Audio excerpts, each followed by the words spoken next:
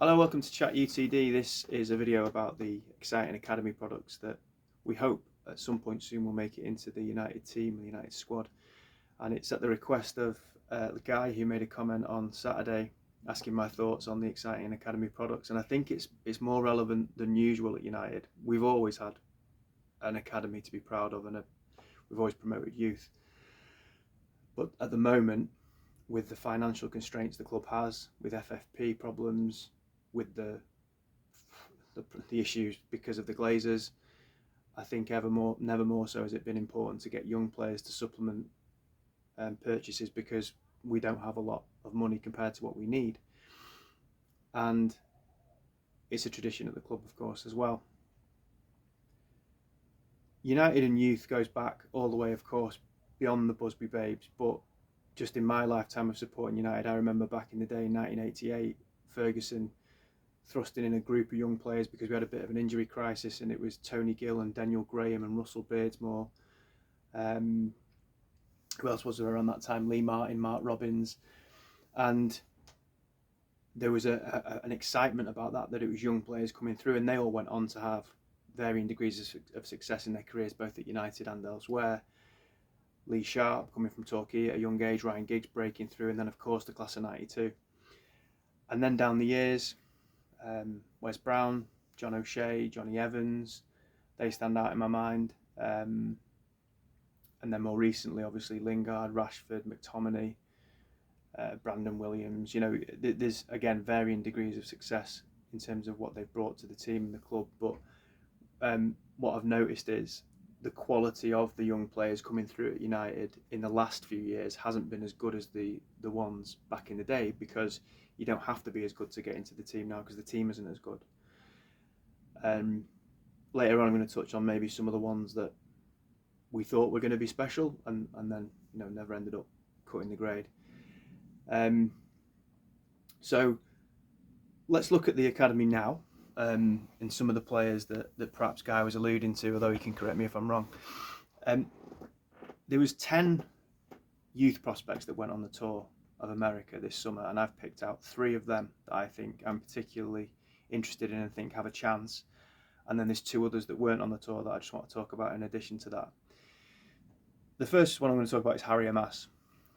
Obviously, left back, extremely skillful, very good at taking the ball in tight situations, good at one-on-one defending, although that's still something, of course, he's going to have to grow and get better at with his age and his size and things like that. Very quick, can get up and down, a modern-day left back, really. And there's been a buzz about him for quite some time. He only turned 17 in the spring, and he's been around the first team squad towards the back end of the season without getting on and getting too many minutes.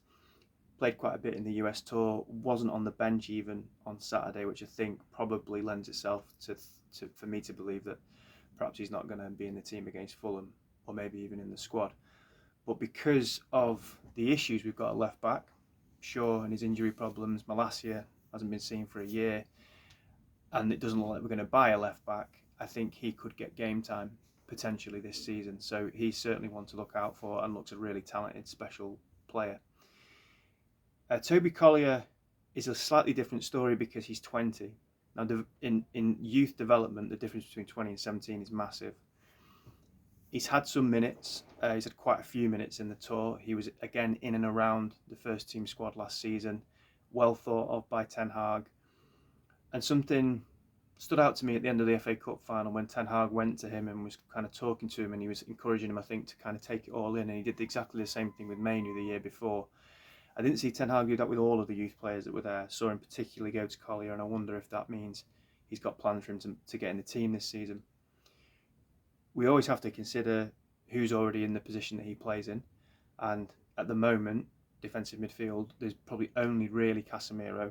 If we buy a player or we buy a couple of players for that position, maybe that changes his chances of getting in the team. But as it stands, I think he's got the chance to get some minutes.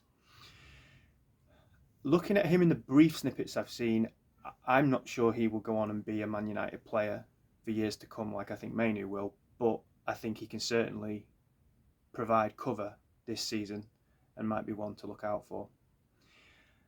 And then Jack Fletcher, who's Darren Fletcher's son, one of the twins, him his brother Tyler came to United from City a year or so ago. 17 years old again, only 17 in the summer. And I've only seen snippets, but he has got supreme talent. His range of passing is ridiculous. His incisions through defences, his vision, his ability to carry the ball and take players on. He's got an absolute wand of a left foot. His stats aren't actually that great when you look at goals and assists, but when I was sort of looking at him in more detail, he tends to be the guy that finds that killer pass. The striker hits the target, the keeper saves it, and someone else scores. If you look at his actual involvements in goals, it's a lot. With direct assists and goals, probably not so much, but he's often the instigator of that initial pass that's cut a defence open, and that seems to be his specialism. As I say, an absolute wand of a left foot. Of those three, he's the one I would be the most excited about. He's the one that I think has got the most natural talent, and I'd love to see him get some minutes and get in the team. Again, let's consider who's ahead of him, playing in that kind of like free role, that attacking midfield role. You got Bruno, you got Mount.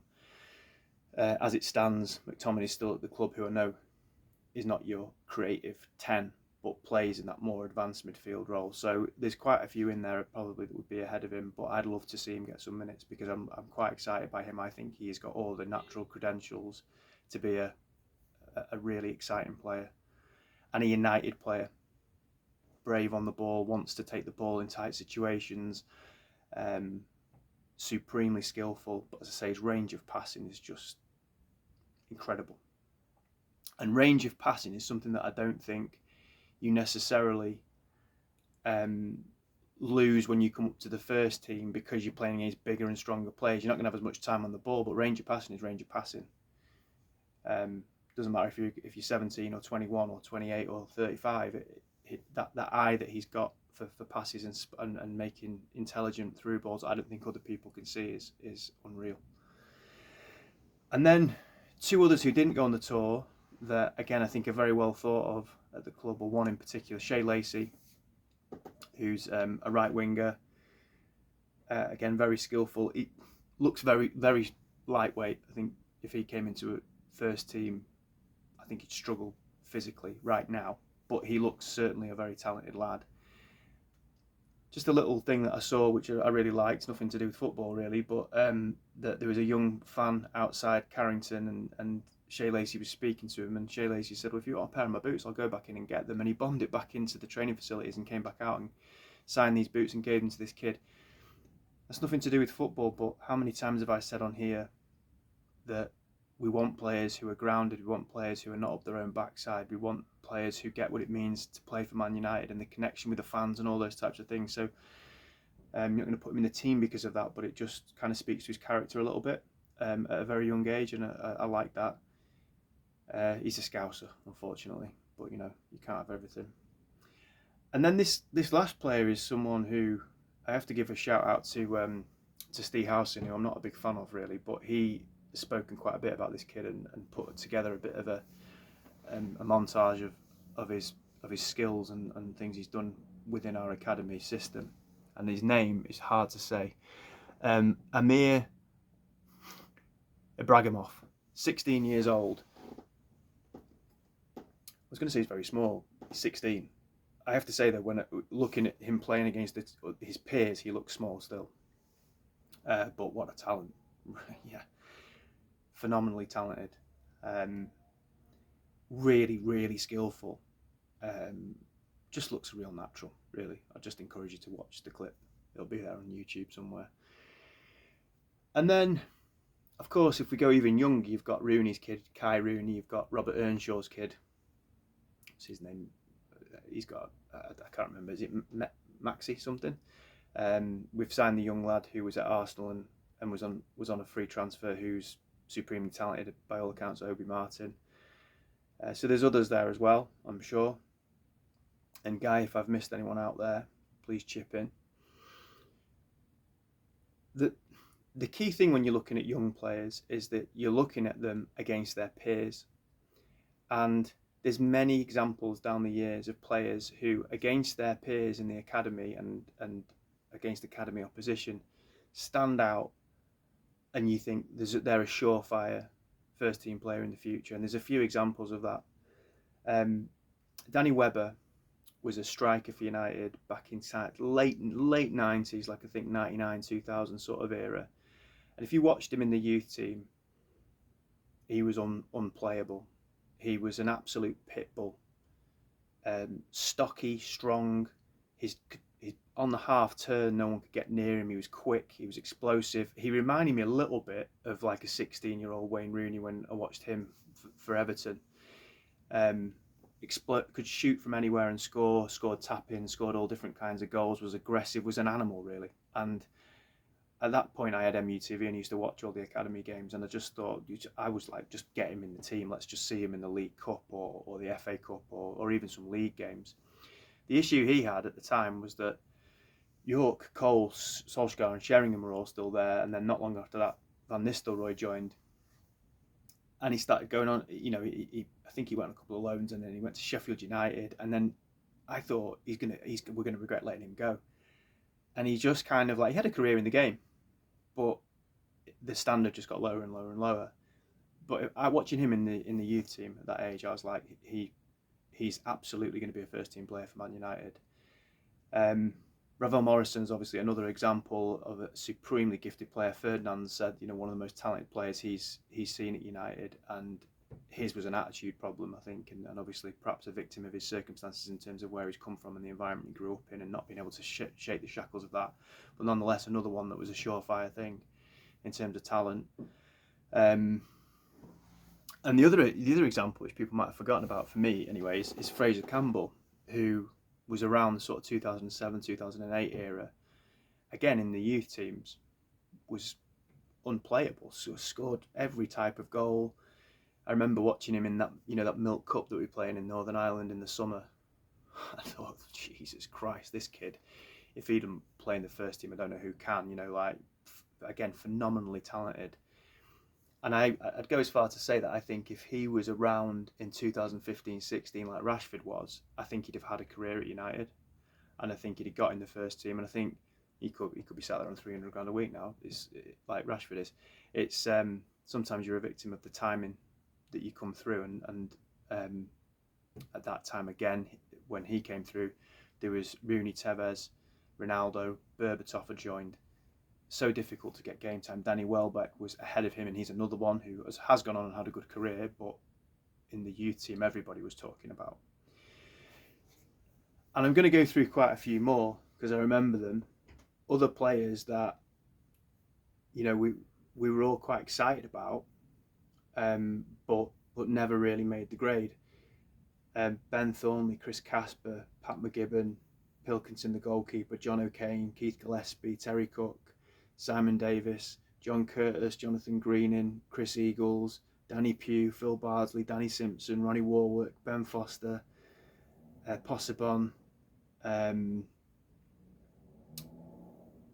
Williams, you could say more recently, Hannibal, James Garner. So as I was thinking about and going through and making a note of all those names, I'm like, they were all at some point or other, Makeda, players that we thought they're really, really talented kids. And I'll probably miss some names off that list. Who, again, either you looked at them in the youth team and thought they're too good to not be a first team player, and or once they got into the first team, you thought this kid could have a future at United, and they just never quite got the breaks that they would have wanted. Luke Chadwick. And rarely do they ever go on and you go, flipping heck, we regret losing him. So whilst it's exciting to have young players that are coming through the academy, and this is the best bunch we've had for a long time. Our academy suffered for a bit in the first few years after Ferguson left, and it's the one thing I think that's been addressed in the last few years, and it's so much better than it was. You always have to be mindful that that's fantastic, and I want to see them given a chance, of course I do, but they can't always transfer that what they're capable of doing against their peers into an environment where they're playing for Manchester United's first team against men at Old Trafford with 76,000 people there, or away at Stoke on a cold Tuesday night, or at, you know, wherever, Burnley away, Southampton away, wherever. It's Premier League football. It's very, very different, and you have to, the truth is you have to play them. You have to see what they're made of, and this is where I think there's a little bit of a misconception with Ten Hag that he's this massive promoter of youth. He's brought through Mainu and Garnacho, both from the Youth Cup winning team of 2022, and both are outstanding, and both will save United tens of millions of pounds. But last season, towards the back end of the season, I did videos a couple of times calling for him to play younger players, not just Mainu and Garnacho, because I personally was fed up of seeing the same old players making the same old mistakes and the same old reaction to it from everybody. And I said many times they couldn't do any worse, these young players. And one thing United fans will always do is back young players. And he just stuck with the same old team. And on Saturday, even, he played Martinez at left back rather than play Amas at left back. And he's the manager. He knows what he's doing. And you've got to let him get on with his job. But Guy said he was excited about these academy products coming through. They need to get game time. They need to play, and then we can judge it. It's very difficult to judge it when we've only seen them in snippets. And I could give you clips of players from years gone by, probably a lot of those ones I mentioned on that list there that I compiled myself before. And you'd go, flipping heck, what a player he was, what a player he could be, what a player, he's surely going to make it in United's first team, but they don't. So we have to reserve judgment. The one that I would say I'm most excited about is Fletcher, because Jack Fletcher, because whenever I've seen him play and whenever I've seen snippets of him, I've thought there's a Man United player. But as I say, I thought that about Fraser Campbell, I thought that about Danny Webber, we probably all thought it about Ravel Morrison, and then I'm going to say there's tons more. It's easier to get in this team because it's not a particularly good team. So let's give it a go. Let's, hopefully those players get a chance. Guys, as I say, if I've missed anyone out, mate, that you're particularly thinking of, that that floats your boat, that's from the younger teams, put it in the comments.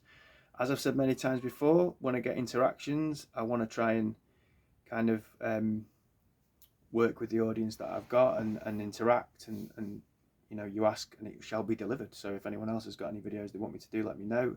If Guy or Leon, if you want to come on and we do a video together, that'd be great. That's still something I'd like to do a year on, really. That's something I wanted to do right from the start. So yeah, get in touch. And hopefully that kind of covers it. Up the United youth. Glazers out.